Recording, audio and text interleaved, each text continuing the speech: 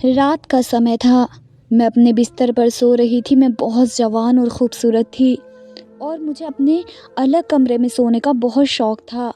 इस घर में 2 ही कमरे थे, लेकिन मेरी माँ ने मेरे कमरे को बहुत अच्छे से सजाया था और मेरा बिस्तर भी बहुत खूबसूरत और नरम था। लेकिन मुझे ऐसा लग रहा था कि जैसे मैं इस बिस्तर पर अकेली नहीं सो रही। मैं तो अपनी माँ को भी अपने बिस्तर पर सोने नहीं देती थी और आज ऐसा लगा कि जैसे एक साथ ही मेरे बिस्तर पर 4-5 लोग बैठे हैं। शायद मैं कोई सपना देख रही थी या नींद में मुझे ऐसा लग रहा था। लेकिन जब आँख खुली तो ये देखकर हैरान रह गई कि मेरे बिस्तर पर वाक़ई 3-4 लोग बैठे थे और वे चारों के चारों कोई और नहीं बल्कि मर्द थे। जैसे ही मैंने चिल्लाने की कोशिश की तो उन्होंने मुझे चुप रहने का इशारा किया। मैंने कहा, कौन हो तुम लोग? यहाँ क्या कर रहे हो? तो वे मुझे देखकर हँसने लगे। फिर मुझे डर लगने लगा और मैं अपनी माँ को आवाज़ देने लगी, पर मेरी माँ ने मेरी आवाज़ नहीं सुनी। थोड़ी देर के बाद मेरी माँ भी दरवाज़े में आकर खड़ी हो गई और ऐसे खड़ी हुई कि जैसे ये तमाशा देख रही हैं। फिर उन लोगों ने मुझे बताया कि मैं हैरान रह गई। उन्होंने कहा कि हम लोग तो रोज़ तेरा मेरा नाम गीता है। मैं बहुत ज़्यादा सुंदर और जवान थी। मेरे बाबा इस दुनिया में नहीं थे, उनका निधन हो चुका था। मुझे उनकी बहुत याद आती थी, लेकिन मेरी माँ हमेशा ही मेरा बहुत ख़्याल रखती थी। मेरे बहुत नखरे थे और क्यों ना होते, आखिर मैं इतनी सुंदर और गोरी थी। हमारे पूरे ख़ानदान में मेरे जैसा कोई भी गोरा नहीं था। मेरे बाबा भी सांवले थे और मेरी माँ भी। लेकिन जब मेरा दूध जैसा सफ़ेद रंग सबने देखा तो सब लोग हैरान होकर रह गए। उन्होंने कहा कि इस परिवार में यह इतनी खूबसूरत लड़की कैसे पैदा हुई। कुछ लोग तो मुझे यह भी कहते थे कि ये हमारी जाति की ही नहीं लगती, लेकिन मैं इसी परिवार का हिस्सा थी। मेरे बाबा जब जिंदा थे तो कभी कभी मजाक में मेरी माँ को यह भी कह देते थे कि ये हमारी ही बेटी है ना, या फिर तूने किसी और के साथ चक्कर चलाया। तो मेरी माँ भी हंसकर कहती थी कि हाँ, चलाया था चक्कर। अगर तू मेरे साथ ही रहती तो फिर कोई काली सी बेटी पैदा होती। और फिर दोनों ही इस बात पर हंसने लगते थे। मुझे अपनी सुंदरता पर बड़ा घमंड था और मुझे पता था कि मुझे कोई अच्छा रिश्ता मिल सकता है। बेशक हम लोग गरीब थे, लेकिन मेरी खूबसूरती मुझे किसी अमीर परिवार की बहू बनवा सकती थी। इसलिए मैं अपना बहुत ज़्यादा ख्याल रखती थी और मेरी माँ मेरे लिए बहुत सारे रिश्ते तलाश करने की कोशिश करती रहती थी। पर आजकल मेरे साथ कुछ अजीब हो रहा था। मुझे रात होते ही ऐसा लगता है जैसे मेरे बिस्तर के ऊपर कोई बैठा है। मैंने अपने कमरे को बड़े चाव से सजाया था, हर तरफ कीमती चीज़ें रखी थी और यह सब कुछ आसानी से नहीं हुआ था। मैंने बहुत ज़्यादा मेहनत और पैसे जमा करने के बाद अपनी पसंद की सारी चीज़ें इस कमरे में रखी थी।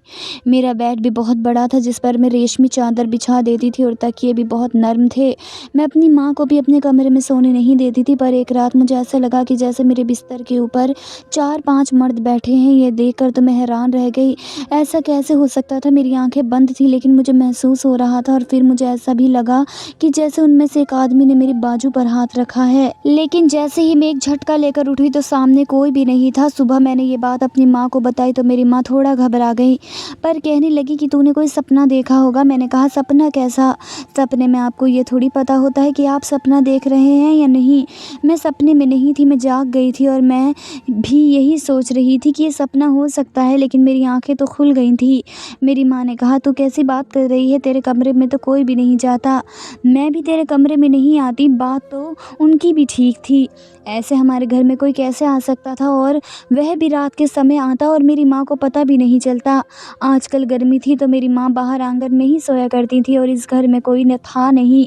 इसलिए मैंने भी उनकी बात पर यकीन कर लिया कि हाँ, शायद मुझे ही भ्रम हुआ होगा। पर चलो, मैंने इस बारे में इतना नहीं सोचा। पर मेरी माँ मेरा बहुत ख्याल रखती थी। सुबह नाश्ते में वे मेरे लिए भीगे हुए बादाम, अखरोट, अंजीर, हल्दी वाला दूध, घर में पली हुई मुर्गियों के अंडे, असली घी का पराठा और मुझे इस तरह की चीज़ें खिलाया करती थी। और मेरा कोई ऐसा हिसाब था कि मैं जितना भी खाती मुझ पर वज़न नहीं लगता था। मेरी त्वचा हमेशा चमकती रहती थी। लोग मुझे देखकर हैरान होते और कहते कि हाँ, इतना अच्छा खाती है तभी तो सुंदर है। मेरी माँ घर बैठकर लोगों के कपड़े सीती थी और जो भी पैसे बनते थे वे मुझ पर ही लगाती थी। घर हमारा अपना था और खाने पीने का खर्च इतना ज़्यादा नहीं था। मेरा एक मामा भी थे जो बाहर के मुल्क में होते थे और वह सिर्फ मेरे लिए हर महीने कुछ पैसे भेज देते थे और मैं उनसे अपनी पसंद के कपड़े और चीज़ें बनाया करती थी और मुझे अपनी ज़िंदगी से बड़ा प्यार था। पर अब मेरी उम्र शादी की हो गई थी और मेरी माँ ने कहा था कि तू बहुत खूबसूरत है, इतनी प्यारी है कि तुझसे कोई गलती भी हो तो तो तुझे कोई कुछ नहीं कह सकता। लेकिन शादी करके दूसरे घर में जाकर वह खूबसूरत लड़कियों को भी घर की नौकरानी बना देते हैं। पर मैं अपनी माँ से कहती थी कि आप मुझे ऐसे वैसे परिवार में मत बिहाना, जहाँ पर इस तरह के लोग होंगे। मुझे अच्छे अमीर परिवार में मेरी शादी करना।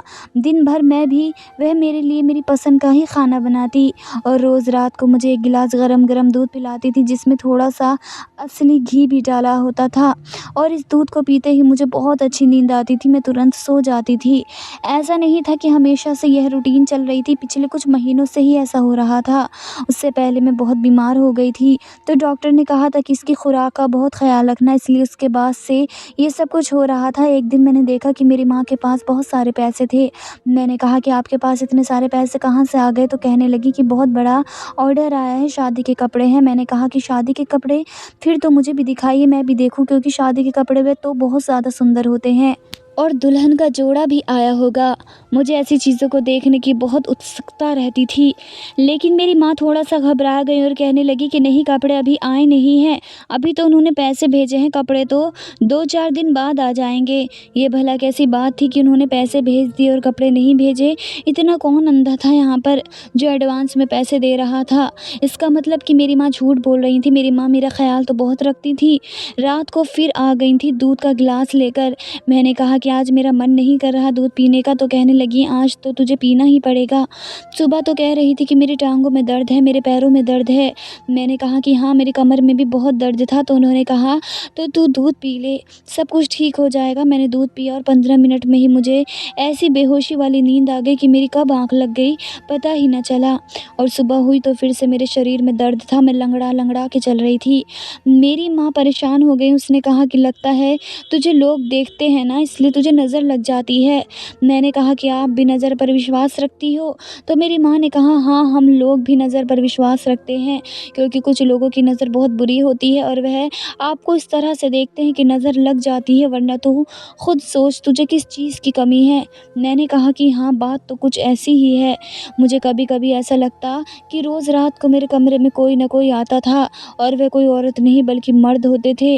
मैं माँ से पूछती थी कि मेरे कमरे में रात को कोई आया था? तो वो कहती थी कि नहीं, कोई नहीं आया, लेकिन मुझे भी लगता था और पता चल जाता था कि कोई मेरे बिस्तर पर बैठा है। पर मैं उठ नहीं पाती थी। मुझे वह महसूस तो हो रहे होते थे, पर मेरे अंदर उठने की हिम्मत ही नहीं होती थी। मेरी आँख नहीं खुलती थी, जैसे मैं बहुत ज़्यादा नींद में हूँ। लेकिन ऐसा कैसे होता है? अगर कोई इंसान सो रहा होता है, जब कोई और दूसरा उसे आकर कहे कि उठो उठो, ज़लज़ला आ गया, भागो भागो, कोई आपत्ति आ गई, मुसीबत आ गई, तो वह नींद से उठकर भाग जाता है। लेकिन मुझे कैसी नींद आती थी कि मुझे पता चल जाता था कि कुछ हो रहा है और मुझे उठ जाना चाहिए, लेकिन मैं फिर भी उठ नहीं पाती थी। ऐसी बेहोशी वाली नींद मुझे कहाँ से आ रही थी? और यह 2-3 महीने से ही हो रहा था। इन 2-3 महीनों में वैसे बहुत कुछ बदल गया था। मुझे अजीब सी नींद आती थी, मेरी तबीयत ख़राब रहने लगी थी। मेरी माँ के पास पैसे भी बहुत ज़्यादा होते थे और घर में चीज़ें भी आ रही थी और मुझे भी रातों को इस तरह से महसूस होता था। अगर अपनी माँ के बारे में सोचूं तो वह तो किसी चीज़ में कमी नहीं रखती थी, मुझसे बहुत प्यार भी करती थी, मेरा बहुत ख़्याल भी रखती थी। मुझे नहीं याद कि आखिरी दफ़ा उन्होंने मुझे कब डांटा था या बचपन में भी कभी मुझ पर हाथ उठाया हो। वह तो पूरे मोहल्ले के लिए एक मिसाल थी। लोग कहते थे कि लक्ष्मी जैसी माँ कोई हो ही नहीं सकती। एक दिन मैं अपनी एक कज़िन के घर चली गई, वह मेरे चाचा की बेटी थी। मैं जाकर उसके पास बैठ गई और बातों-बातों में मैंने उससे बताया कि आजकल मेरी तबीयत ख़राब है। उसने कहा तुम्हारी तबीयत ख़राब हो तो एक नॉर्मल बात है। तुम ये शुक्र करो कि तुम्हारी किस्मत नहीं ख़राब, वरना तुम्हारी माँ तुम्हारी सारी ज़िंदगी बर्बाद कर सकती थी। ये जिस तरह से तुम्हें रखे हुए हैं ना, इस तरह तो अपनी असली माँ किसी को नहीं रखती। हाँ, ये बात सच थी कि लक्ष्मी मेरी असली माँ नहीं थी। मेरी असली माँ इस दुनिया से जा चुकी थी, वह मुझे जन्म देते हुए ही मर गईं और जब तक मैं 2 साल की हुई तो मेरे बाबा भी चले गए। शुरू से ही मुझे मेरी सौतेली माँ ने ही पाला और फिर बाबा भी इस दुनिया में ना रहे तो उसने दूसरी शादी भी नहीं की और मुझे ही पालने में अपनी ज़िंदगी गुजार दी, क्योंकि उससे पहले उसकी शादी हुई थी पर वह कभी माँ नहीं बन सकती थी, उसके पास कभी संतान नहीं हो सकती थी, इसलिए उसने ऐसे मर्द से शादी की जिसकी पहले से ही एक बेटी थी, यानी कि मेरे बाबा से। पर मेरे बाबा भी तो इस दुनिया में ज़्यादा नहीं रहे। सभी लोग हैरान होते थे, लोग मुझे कहते थे कि तू झूठ बोलती है, लगता है तेरी सौतेली माँ तुझ पर हाथ भी उठाती हैं, तो उससे सारे घर का काम भी करवाती हैं। मैंने कहा कि फिर ऐसा होता तो मुझे झूठ बोलने ही की क्या ज़रूरत थी और और देखो मेरे हाथ पैरों को, लगता है कि मैं घर के काम करती होंगी, बर्तन धोती होंगी। तो फिर लोग कहते थे कि हाँ, लगता तो नहीं है, ऐसा लगता है कि तू तो बिस्तर से भी नहीं उतरती। मुझे भी पहले ये बात पता नहीं थी कि लक्ष्मी मेरी असली माँ नहीं है। यह बात मुझे 1 साल पहले ही पता चली थी और अब मेरी उम्र 19 साल की हो गई थी। वह भी इसी ख़ानदान की एक औरत ने बताया था, तो मैंने उसे सीधा कह दिया कि मेरी अपनी माँ नहीं है। तो क्या हुआ, मैं तो जब से आँख खोली है उसी को देखा है। अभी तक मैंने यह भी नहीं बताया था कि मुझे पता चल चुका है कि वे मेरी अपनी माँ नहीं है। मुझे उसे ये बताकर दुखी करने की क्या ज़रूरत थी, उसने मेरे लिए इतना कुछ किया था और मेरे लिए वह मेरी माँ से भी बढ़कर थी। लेकिन लोग बातें करते थे, वे कहते थे कि आज तक कोई ऐसी सौतेली माँ नहीं देखी जो अपनी सौतेली औलाद के लिए इतना करे। इतना तो कोई अपनी माँ भी अपने बच्चों के लिए नहीं करती, इतना नहीं खिलाती और इतनी मेहनत नहीं करती। यहाँ तक कि उसने दूसरी शादी भी नहीं की। ये कैसे हो गया? यह जो हमारा समाज है ना, इसको मोहब्बत हज़म नहीं होती। वे कहते हैं ना कि नफ़रत की आवाज़ बहुत ऊँची होती है, नफ़रत से भरी हुई कहानियाँ बहुत आगे जाती हैं और मोहब्बत की कहानियाँ कहीं खो जाती हैं। सौतेली माँ अपनी सौतेली औलाद के साथ कैसे अच्छी हो सकती है, ये बात तो किसी को भी हज़म नहीं हो सकती।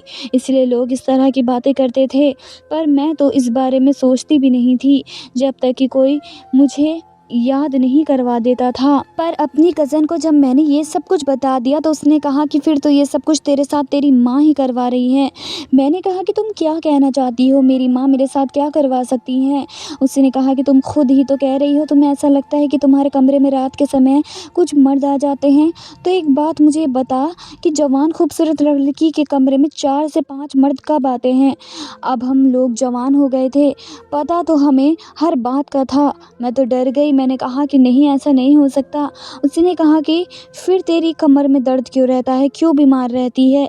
अपनी शक्ल देख, तेरी शक्ल भी ऐसी लग रही है जैसे तेरी शादी हो चुकी है। ऐसा कौन था जो मुझसे जलता ही नहीं था? लेकिन उस दिन मैंने अपनी बहन की बातों पर विश्वास कर लिया और ये नहीं सोचा कि वह मुझसे जलती है, इसलिए मेरे दिमाग में गलत बात डाल रही है। उसकी बात सुनकर तो मैं घर पर आ गई और सोचने लगी। अब मेरे दिमाग में सारी कड़ियाँ आपस में मिलने लगी थी। 2-4 महीने से मेरे साथ ये मसला बना था और 2-3 महीने से ही मेरी माँ के हाथों में इतने पैसे थे कि ख़त्म नहीं हो रहे थे। वह मेरा ख़याल भी बहुत रखती थी। कहीं वे मेरा ख़याल इसलिए तो नहीं रखती थी कि जैसे बकरे को ज़्यादा खिलाया जाता है, क्योंकि फिर उसको कुर्बान करना होता है। मेरी माँ किचन में खड़ी मेरे लिए दूध बना रही थी और मैं उसको देख रही थी। वे कहने लगी कि क्या बात है गीता, क्या देख रही है? मैंने कहा कि ये देख रही हूँ कि आप कितना चाह और प्यार से मेरे लिए रोज़ ये दूध बनाती हो, क्या मिलाती हो इसमें? उसने कहा कि क्या मिलाती हूँ? असली घी होता है, कुछ बादाम होते हैं, थोड़ी सी शक्कर होती है और दूध होता है और मेरा ढेर सारा प्यार होता है। मैंने कहा कि कौन सा प्यार होता है? वह प्यार जो सौतेली माँ बच्चे से करती है, लेकिन सौतेली माँ तो बच्चे से कभी प्यार ही नहीं करती। मेरी माँ के हाथ रुक गए और वह मुझे देखने लगी। उसने कहा कि आज तू ये कैसी बात कर रही है? कौन है तेरी सौतेली माँ? मैंने कहा कि मुझे लगता है कि आप मेरी अपनी माँ नहीं हो। तो वह यह सुनकर हैरान रह गए। मैंने कहा कि हाँ, मुझे 1 साल पहले इस बारे में पता है, मुझे रिश्तेदारों ने बता दिया था, पर मैंने आपसे कभी ये बात नहीं की। उनकी आंखों में आंसू आ गए। उसने कहा कि हाँ, मैं तेरी सौतेली माँ हूँ। आपकी माँ ने ना तो तुझे कभी देखा, ना उसे तुझे अपनी गोद में उठाने का वक्त मिला।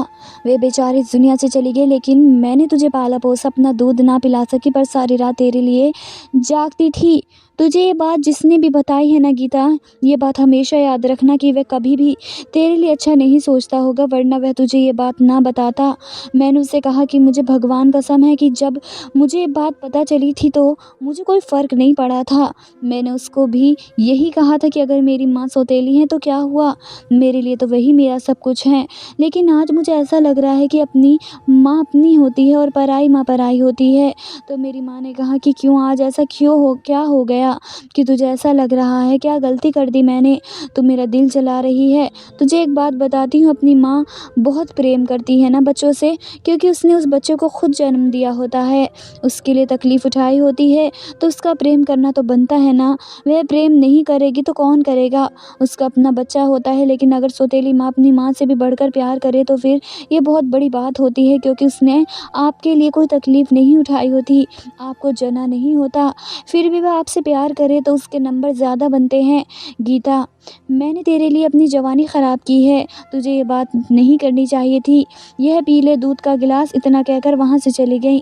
मुझे भी बाद में ऐसा लगा कि मैंने कुछ ज़्यादा ही बोल दिया, पर सुबह जब मैंने अपनी माँ को सिर्फ़ एक लफ्ज़ सॉरी का बोला तो वे बिल्कुल पहले जैसी हो गई और उसने कहा कि कोई बात नहीं, बच्चे तो इसी तरह करते हैं, लेकिन माँ-बाप जो होते हैं ना, उनके दिल बहुत बड़े होते हैं, इसलिए वे माफ़ कर देते हैं। मैं फिर से अपनी कज़न से मिलने गई और मैंने उसे सब कुछ बता दिया। उसने कहा कि ये जो तेरी सौतेली माँ है ना, ये पहले हमारे साथ रहती थी, तो इससे पूछ कि इसने घर परिवार क्यों छोड़ा और ये तुझे लेकर इतनी दूर के इलाके में क्यों चली गई। इसलिए ताकि अपनी मनमर्जी से रह सके, क्योंकि वहाँ पर तू हम सबकी आंखों के सामने रहती थी। एक मोहल्ला था और इसमें आधे से ज़्यादा हमारे अपने ही घर थे, सब लोग एक दूसरे के जानने वाले थे, पर यह बात हमारे बड़ों को भी अच्छी तरह पता थी और अब तक नहीं समझ सके कि एक दिन इसको ना जाने क्या हो गया था कि ये तुझे उठा के पागलों की तरह भागी और कहने लगी अब मैं अपनी बेटी को यहाँ नहीं रखूँगी। और उस वक्त तेरी उम्र ही क्या थी, बहुत कम उम्र थी तेरी।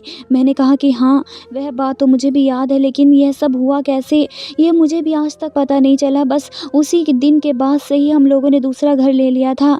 ये घर मेरी माँ के माँ बाप का था, यानी कि मेरी सौतेली माँ के बाप का, और यहाँ पर हम लोग रहते थे, इसलिए मैं अपने रिश्तेदारों से ज़्यादा मिल नहीं पाती थी। पर मेरी ये कज़िन मेरी अच्छी दोस्त थी, तो कभी कभी मैं इसके घर चली जाती थी। ये सारी बातें सोचना भी नहीं चाहती थी, लेकिन अब शायद मुझे सोचना चाहिए था, क्योंकि ये सब कुछ आम नहीं था। मुझे रोज़ रात को ऐसा क्यों लगता था कि जैसे मेरे बिस्तर पर 4-5 मर्द बैठे हैं।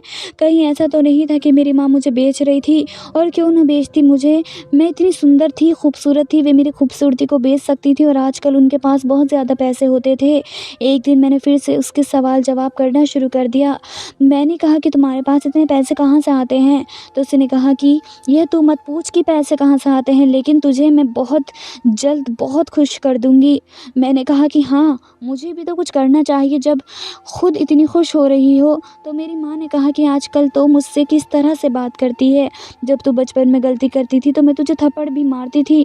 मैं तेरी सौतेली माँ सही, लेकिन तुझे प्यार भी मैंने किया और गुस्सा भी मैंने ही किया, लेकिन अब तू इस तरह की बातें क्यों कर रही है, क्यों मुझे गुस्सा दिला रही है? मैंने कहा कि गुस्सा आएगा तो क्या कर लूँगी, ऐसा कुछ सोचना भी नहीं। वाकई मेरी ज़ुबान में जहर घुल गए थे। मुझे मेरी माँ पर गुस्सा आता था, क्योंकि मुझे पता था कि वह मेरे साथ कुछ कर रही थी, और अगर वे मेरे साथ ऐसा कर रही थी तो क्या ये छोटी बात थी? वे मुझे इस्तेमाल कर रही थी। रोज़ कहती थी कि तेरे लिए कोई रिश्ता तलाश करना है, लेकिन आज इस बात को 1 साल हो गया था कि कोई भी रिश्ता हमारे घर नहीं आया था। इसका मतलब कि रिश्ते के बारे में भी झूठ बोलती थी, ताकि बस मुझे इस तरफ लगाए रखे कि हाँ रिश्ता है, लेकिन कोई रिश्ता नहीं था। मैंने सोच लिया कि मुझे क्या करना है। ये जो मेरी माँ मुझे रोज़ 1 गिलास दूध पिलाती थी ना, इस दूध के अंदर ही वह कोई चीज़ मिला दिया करती थी, क्योंकि जैसे ही मैं दूध पीती मुझे बहुत सुकून की नींद आ जाती थी, और ऐसी नींद आती थी कि जैसे मैं बेहोश हो गई हूँ, मुझसे उठा भी नहीं जाता था। मैंने सोच लिया कि आज मैं दूध नहीं पीऊँगी, लेकिन उसको ये बात नहीं बताऊँगी, नाटक करूँगी कि दूध पी लिया है, लेकिन असल में दूध नहीं पीऊँगी। फिर देखूँगी कि रात को क्या होता है, क्योंकि मुझे याद है कि एक दिन मैंने दूध पीने से इनकार किया था, लेकिन मेरी माँ ने फिर भी मुझे ज़बरदस्ती दूध पिलाया था और कहा था कि ये तेरे लिए बहुत ज़रूरी है। असल में मेरे लिए ज़रूरी नहीं था, उनके अपने लिए ज़रूरी था। मैं अब कोई छोटी बच्ची नहीं थी जो मैं बेवकूफ़ बन जाती, और मैंने ये भी सोच लिया था कि अगर मेरी माँ गलती पर हुई तो मैं इनके साथ बिल्कुल अच्छा नहीं करूँगी, पुलिस को बता दूँगी, अपने रिश्तेदारों के पास रहने के लिए चली जाऊँगी और इसको सज़ा दिलवाऊँगी।